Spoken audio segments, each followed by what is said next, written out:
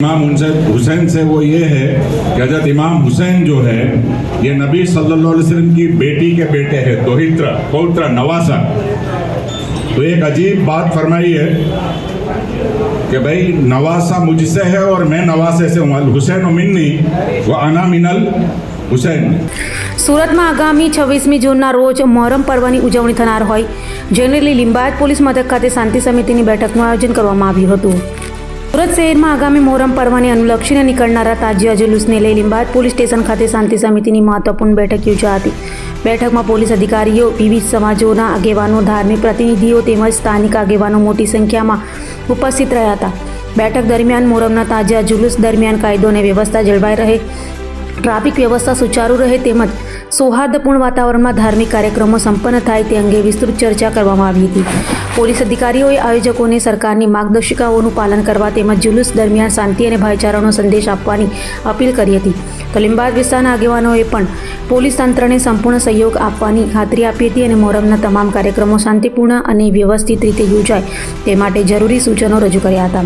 વધુમાં પીઆઈએ જણાવ્યું હતું કે તાજિયા જુલુસના રૂટ, સુરક્ષા વ્યવસ્થા, ટ્રાફિક નિયંત્રણ અને અન્ય જરૂરી વ્યવસ્થાઓ અંગે પૂર્વ આયોજન કરવામાં આવી રહ્યું છે। કોઈપણ પ્રકારની અફવા તથા ગેરસમજથી દૂર રહી સૌએ મળીને પર્વની ઉજવણી કરવી જોઈએ તેવો સંદેશ પણ આપવામાં આવ્યો હતો।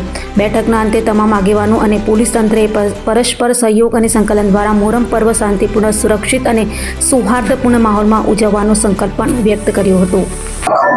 આજરોજ લિંબાયત પોલીસ સ્ટેશન ખાતે શાંતિ સમિતિના સભ્યો તેમજ તાજિયા કમિટીના મેમ્બરોની સંયુક્ત મિટિંગ લેવામાં આવેલી। જે મિટિંગમાં દરેક તાજિયા કમિટીના જે મેમ્બરો જે જુલુસ પસાર કરવાના છે તેના પોતપોતાના રૂટથી વાકેફ કરવામાં આવ્યા।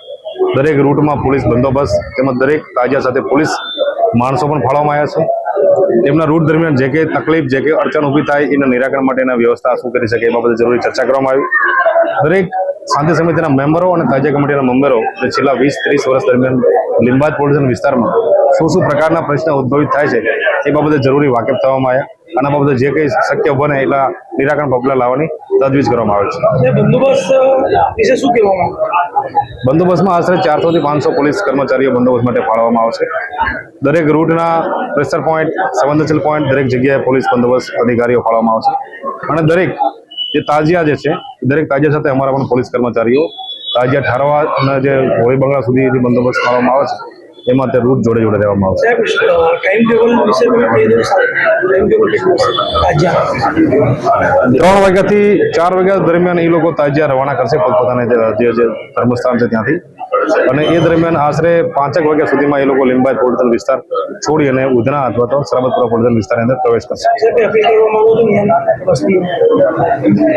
આ બાબતે કોઈ કોમી પેલું કંઈ ન ઊભું થાય એના માટે હિન્દુ મુસ્લિમ તમામ જે છે વિસ્તારના રહીશોને મારી અપીલ છે કે દરેક હિન્દુ મુસ્લિમના તહેવારો શાંતિથી ઉજવણી થાય એ બાબતે દરેક નાગરિકે વિચારવું જોઈએ।